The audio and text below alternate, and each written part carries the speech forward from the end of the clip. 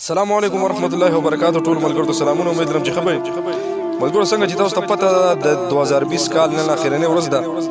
او سبا به ان شاء الله 2021 یعنی نوی کال به شروع کیږي. نه الله دې وکړي چې دا کال 2021 نوی کال د ټولو مسلمانانو لپاره بلکې د پوره دنیا لپاره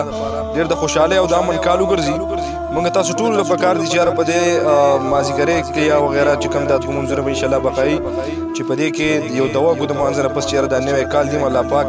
ډېر د خوشحالو او د امن سره تېر کړي د 2020 په رنګه نه، ځکه چې په 2020 کې کوم آفتونه کوم مصیبتونه لا دي بهرحال خو بیا هم مونږ ته د پکار دی چې یاره دعا وکړو په دې نوي کال دپاره او ټولو ملګرو ته خواست د بل وکړم که د ملګرو دا ویډیو سره لږه مخکې شیر کړئ چې یاره ماسخوتني کې یا کله د شپې چې مثال په تور نوی کال یا 12 بجې کېږي دغه ټایم کې تاسو له پکار دی چې یاره هوایي فایرنګ یا وغیره چې دا نه کوئ، ځکه د دې هوایي فایرنګ د لاسه چې کوم د ډېر ملګري د دې خوشحالۍ نه چې یاره نوی کال یا مختلف قسمه دغه باندې چې کوم دی هوایي فایرنګونه کوي نو د دغه فایرنګ هېڅ پته نه لګي چې یاره هوایي فایرنګ د چا په کور راپرېوځي او په چا باندې به لګي هېڅ پته نه لګي. نو تاسو ټول له پکار دی چې یاره صرف د دعا په وساطت سره چې کوم دی مونږ دغه وکړو د دې نوي کال دپاره چې دې نوي کال ته مونږ دغه دواګانې مطلب ډالۍ کړو،